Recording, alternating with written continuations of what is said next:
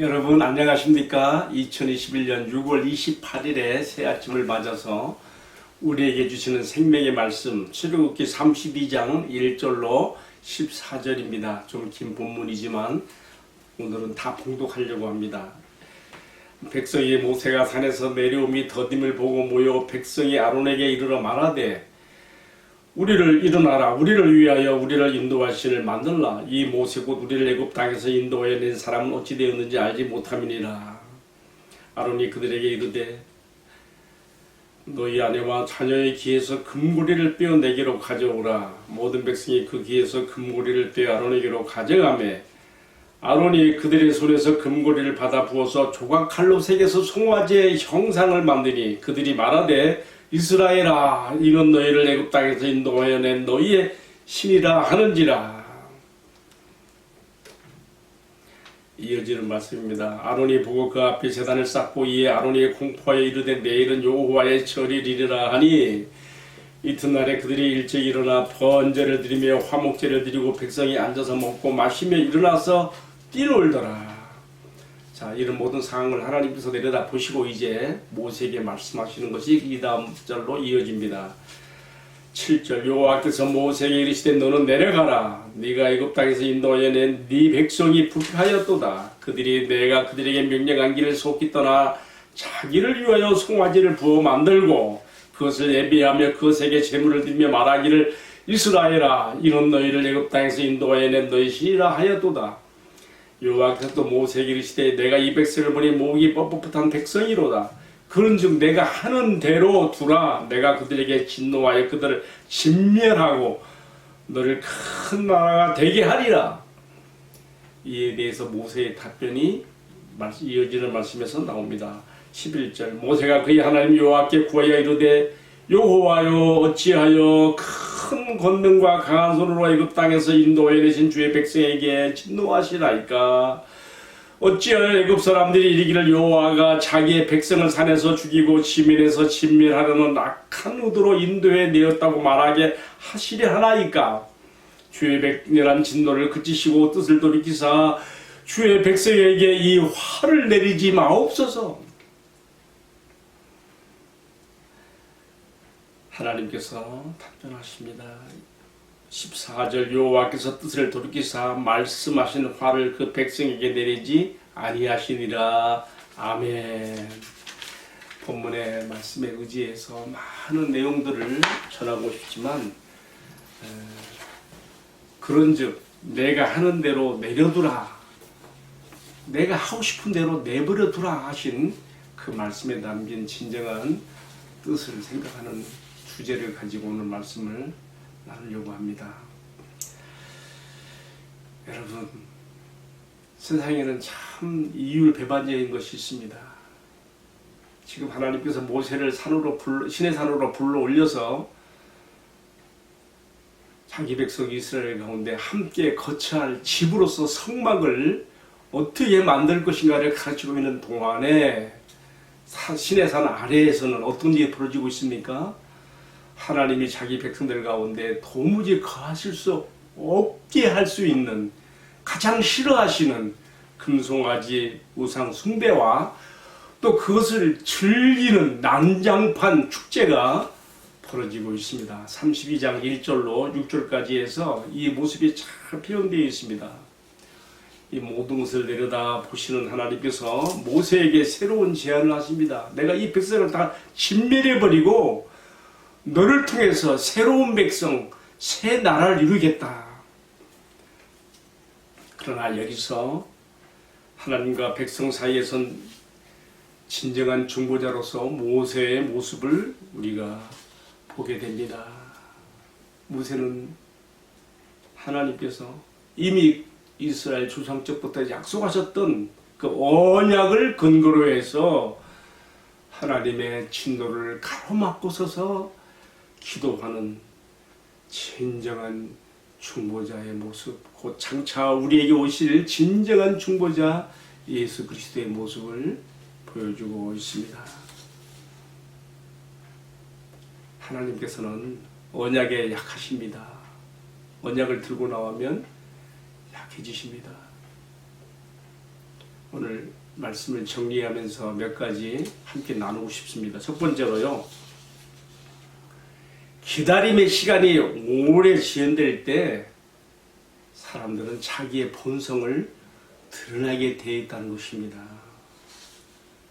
성경에 이러한 예가 또 있습니다. 이스라엘 왕 초대 왕이었던 사울이 블레셋이 쳐들어왔을 때에 그런 이 전쟁을 승리로 이끌기 위한 제사를 드려야 되는 사무엘이 와서 이 제사를 드려야 되는데 사무엘이 정한 기일이 되어도 오지 않으니까 마음이 급해지고 백성들이 흔들리자 자기가 제사장이 되어서 제사를 드려버리고 맙니다.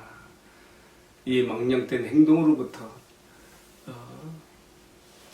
사울의 탈선과 불순종이 시작되는 것을 우리가 성경 사무엘상 에서 우리가 자세히 볼 수가 있는데요. 사무엘이 약속한 기한에 더디게 나타나자 사울이 마음이 흔들려서 나타낸 이 반응은 곧 지금 이스라엘이 시내산에 올라간 모세가 더디 내려오자 마음이 흔들리고 이렇게 망령된 행동으로 나타난 것과 서로 비교가 될 수가 있습니다.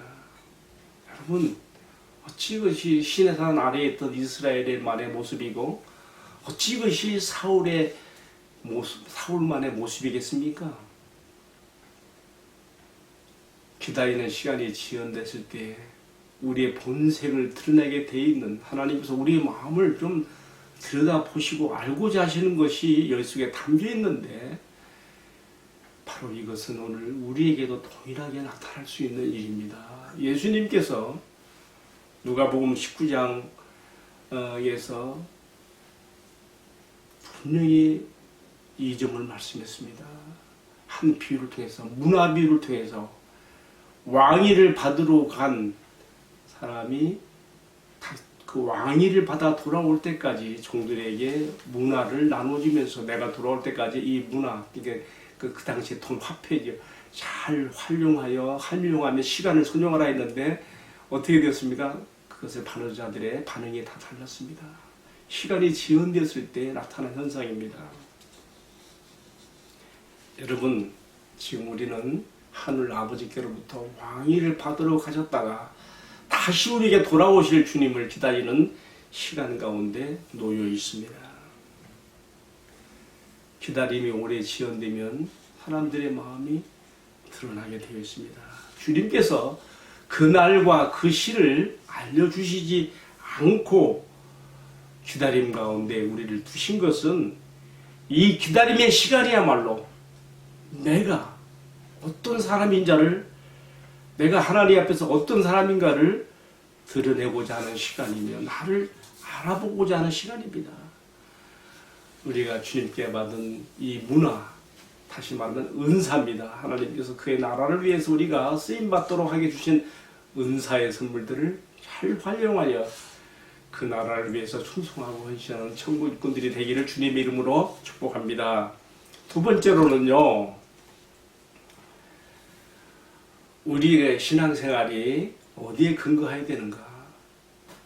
우리가 우리의 눈으로 보고 귀로 듣는 하나님의 체험이 절대 그 사람을 붙들어주는 것이 아니라는 것을 오늘의 본문에서 우리는 똑똑히 볼 수 있습니다.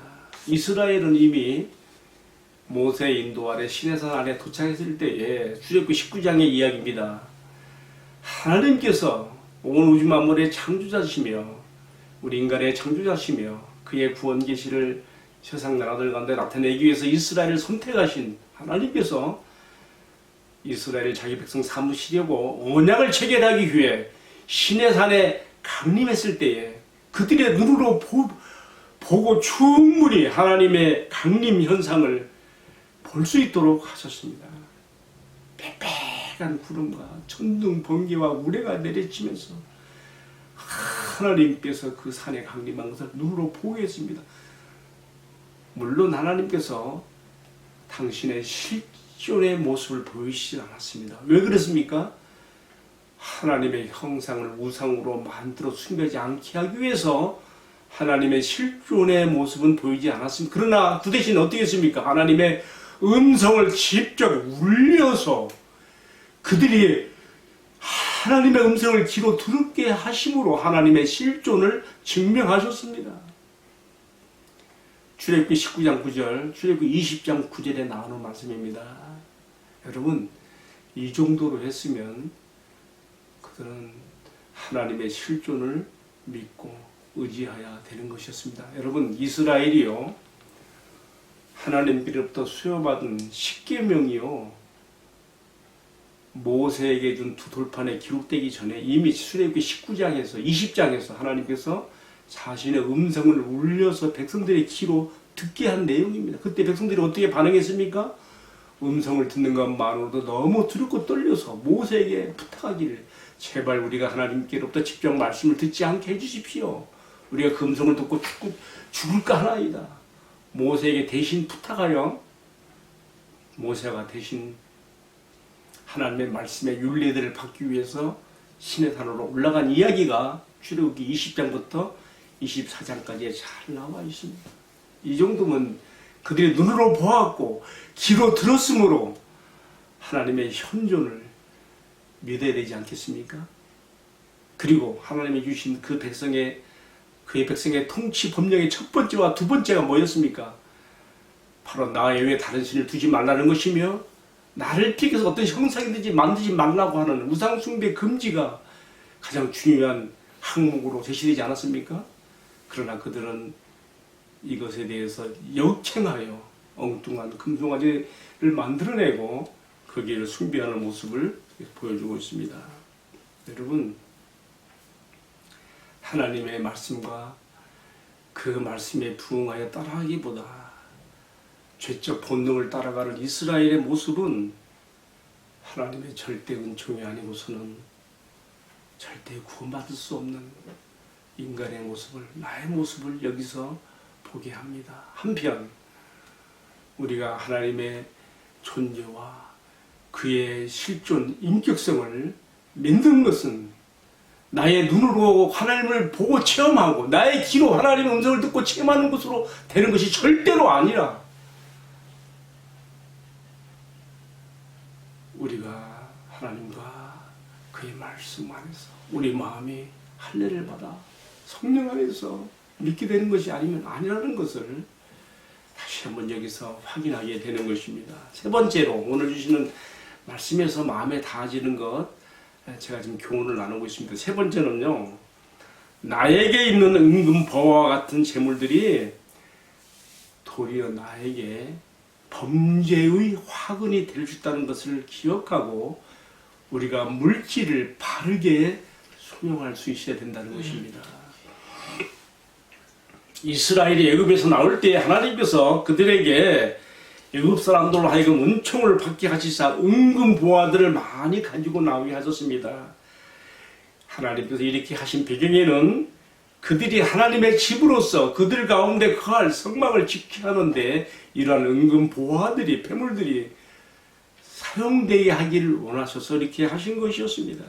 그러나 이스라엘은 하나님께서 은총으로 얻게 하신 이러한 은금 폐물 보화들을 하나님의 집을 짓는 데 사용하기도 전에 하나님이 가장 싫어하시는 금송아지 형상을 주조하는 데 사용하였으니 차라리 이런 은금 보화가 없었더라면 더 좋지 않았을까 하는 생각도 해보게 되는 것입니다. 여러분, 오늘 나에게 재물이 많이 있는 것과 또는 없는 것, 그런 것 때문에 우리의 행불행이 좌우돼서는 안 됩니다. 오히려 나에게 있는 어떤 재물이 나를 범죄하게 할 수 있는 위험도 갖고 있다는 생각하면서 정말 모든 것이 하나님께로부터 왔으며 하나님의 나라와 영광을 위해서 사용되어지지 아니하면 이것이 나에게 범죄의 화근이 될 수 있다는 것도 우리가 조심해서 재물관을 가져야 될 것입니다. 네 번째로 생각해 보는 교훈은요, 백성들의 여론에 떠밀려서 금송아지 숭배를 만드는 것에 앞장섰던 아론이라는 대제사장이 우리에게 주는 교훈입니다. 정말 가슴 아픕니다. 아론이 어떤 사람입니까? 우리가 출애굽의 과정에서 보게 되면 그는 모세와 함께 바로의 궁전에 들어가서 하나님의 기적을 직접 나타나게 하는데 도구로 쓰임받았던 사람입니다. 그러나 그가 모세의 당부를 잊어버렸습니다. 출애굽기 24장 14절에 보게 되면 모세가 시내산으로 올라가면서 아론과 홀에게 부탁합니다. 내가 돌아올 때까지 이 백성들이 혹시 어떤 문제가 생겼을 때에 잘 처리하고 잘 지도하고 있으라고, 또 백성의 지도자들에게 아론과 홀에게 모든 문제를 가지고 와서 상의하라고 정말 아론에게 부탁하고 모세는 시내산으로 올라가지 않았습니까? 그런데 아론이 이러한 모세의 당부를 잊어버리고 또 자신이 직접 체험하고 경험했던 하나님과 하나님의 뜻을 잃어버리고 망령된 일에 사용되었다는 것은 도무지 이해가 되지 않는 안타까운 대목입니다. 여러분, 아론의 이런 모습에서 무엇을 배웁니까? 신하날 하나님 앞에 아무리 크게 쓰임받은 사람이라 할지라도 그 역시 연약한 인간에 불과하며 얼마든지 범죄하고 넘어질 수 있는 요소가 있다는 것을 우리가 배우게 됩니다. 과연 하나님께서 붙들어 주지 않으시면 누가 과연 그 앞에 설 자가 있겠습니까? 지난날 하나님 앞에 쓰임받았던 유명한 지도자들의 과거 행적이나 그의 업적이 그를 영시하게 하고 그를 높이는 데 사용되면 절대로 안 된다는 것을 아론의 망령된 행위와 범죄에서 우리가 배우게 됩니다. 저는요, 성경에 써있지는 않지만 아론의 두 아들 나답과 아비후가 성막이 완성되고 첫 제사가 드려진 날 잘못된 불을 들이다가 하나님께로부터 불이 나와서 불에 살라져 죽은 것이 저는 우연하게 생각되지 않습니다. 물론 저의 조심스러운 사적인 견해를 말씀드립니다.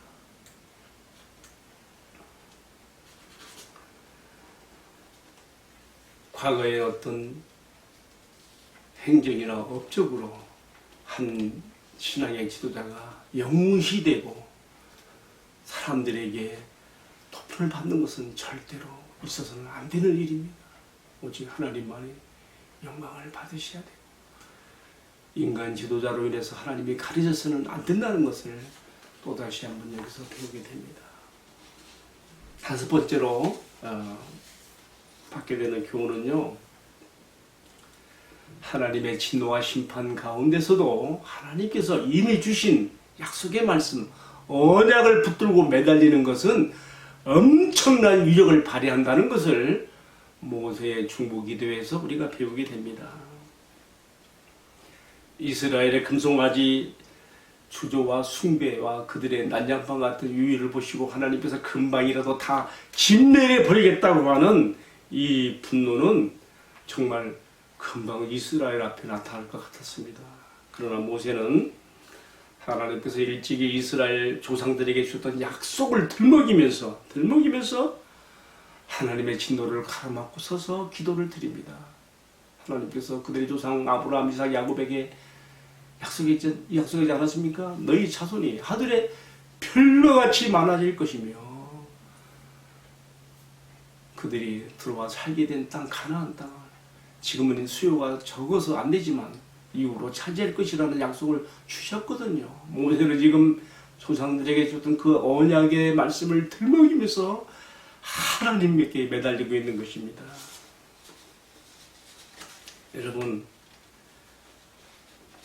진정한 중보 기도의 유력은 여기에 있습니다. 하나님과 그의 성품, 그리고 그가 이미 주신 언약의 말씀들을 붙들고 하나님께 매달릴 때 하나님은 자신이 맺으신 언약 안에, 언약의 프레임 가운데 스스로 갇히셔서 기도자들의 그 간구에 따라줄 수 있는 하나님이 주신 것을 오늘의 말씀에서 배우게 됩니다. 여러분, 우리가 기도할 때에 이 하나님께서 이미 주신 언약의 말씀을 붙들고 하십시오. 이게 중요한 일입니다. 자, 6번째로 주시는 교훈을 보겠습니다. 저는 모세를 통해서 주시는 진정한 지도자의 모습을 배웁니다.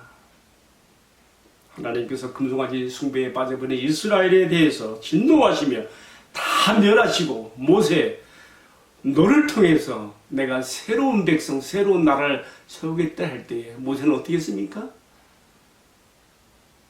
이런 지하에 거절하며 자신의 부귀 영화와 영달과 명예를 부정하며 그는 어떻게 했습니까? 조상들에게 약속하신 언약을 기억하사 용서해 주시기를 간청하는 모습을 보이고 있습니다. 오늘 하나님과 백성 사이에 있어서 자신의 일신상에 어떤 부귀 영화나 명예를 초월하여 하나님의 뜻이 이루어지며 자기 주의 백성들에게 진노가 임하지 않기를 간청하는 모세의 모습에서 과연 우리 민족에도 하나님께서 이런 진정한 지도자를 보내주시기를 기도하게 됩니다. 다음 차기 대통령 대선에서는 어떤 당에서 어떤 지도자가 나올지 모르겠지만 진정 하나님 앞에서 이 민족을 가슴에 끌어안고 당략을 초월해서 이 민족이 나가야 할 길을 바르게 제시하고 이끌 수 있는 모세와 같은, 사무엘과 같은, 다윗과 같은 지도자가 우리에게 나오기를 기도해야 되겠습니다. 마지막으로 7번째는요, 하나님께서요 모세에게 이스라엘 향해서 진노의 불길을 막 쏟아내시면서 그런즉 내가 하는 대로 내버려 둬라 라고 하신 그 말씀에 담긴 깊은 뜻이 무엇인가 생각해 보고자 하는 것입니다. 다른 말로 하면 나 말리지 마라고 하는 거예요. 나 말리지 마. 내가 하는 대로 내버려 둬. 그러나 사실 이 말 속에는 더 깊은 뜻이 있습니다. 겉으로 드러난 말만 가지고 그 말이 그 사람의 마음이라고 판단하면 안 되는 거예요. 나 하는 대로 내버려둬라고 하는 그 말씀 속에는요, 내가 나의 분노대로 하지 않도록 나 좀 말려다오라고 하는 하나님의 속마음이 담겨있는 것을 모세는 간파하였습니다. 그래서 그렇게 중보 기도자의 그 자세로서 하나님과 백성 사이에서 서 있는 것입니다. 만일 하나님께서 우리의 제약된 모습 그대로 처벌하신다면 누가 그 앞에 설 수 있겠습니까? 이러한 하나님의 마음이 내 하고 싶은 대로 하게 내버려 두라고 하는 그러한 마음이 그 속에 담긴 뜻을 간파하고 하나님의 뜻을 이루어드릴 하나님의 사람, 하나님의 종을 하나님은 필요로 하신 것입니다. 그래서 모세를 선택하신 것이며, 궁극적으로는 하나님과 하나님의 택한 백성 우리들 사이에 서서 하나님의 이름을 부르고 나의 이름을 부르며 십자가에서 하나님의 진노를 갈아맞고 희생의 제물이 되신 우리 예수님의 모습을 지금 중보자 모세의 모습을 통해서 모형으로 보게 되어집니다. 그리고 이 깊은 더 깊이 들어가는 그 속에는 우리 죄악대로 처벌하지 않으시고 우리를 구원하기 원하신 하나님의 마음이 여기에 담겨 있는 것을 이해하게 됩니다. 오늘 출애굽기 32장 1절로 14절의 말씀에 나온 많은 메시지들이 있는데 나름대로 7가지를 제가 정리해 보았습니다. 함께 제가 방송 설교하면서 글로도 함께 올리고 있으니까 다시 한번 살펴보시고 함께 은혜를 나누는 기회가 됐으면 좋겠습니다. 기도하겠습니다. 주님을 선택하기보다 금송아지와 또 난장판을 벌리는 유해의 즐거움을 택할 수밖에 없는 죄악되고 본성대로 행하는 연약한 인간입니다. 나대로 하게 내버려 두라. 나 좀 말려다오라고 하시는 하나님의 속마음을 간파한 모세의 중보기도가 아니었다면 최대로 처벌할 수밖에 없는 그러한 죄악 가운데서도 화를 돌이키시고 구원하시고 다시 기회를 주시는 우리 주님의 모습을 봅니다. 그리고 이 가운데서 모세를 통하여 장차 오실 우리 주님, 우리의 진정한 중보자 예수님을 보게 하십니다. 진노 중에서 나타내신 우리 주님의 속 깊은 사랑을 알게 된 자로서 이 땅에 사는 날 동안에 이 사랑에 응답하는 주님께 대한 섬김과 예배와 순종하는 삶을 살아갈 수 있도록 은총을 베풀어 주옵소서. 모든 말씀을 전이하신 우리의 진정한 중보자 예수 그리스도의 이름을 받들어 기도 올리옵나이다. 아멘. 마쳤습니다. 감사합니다.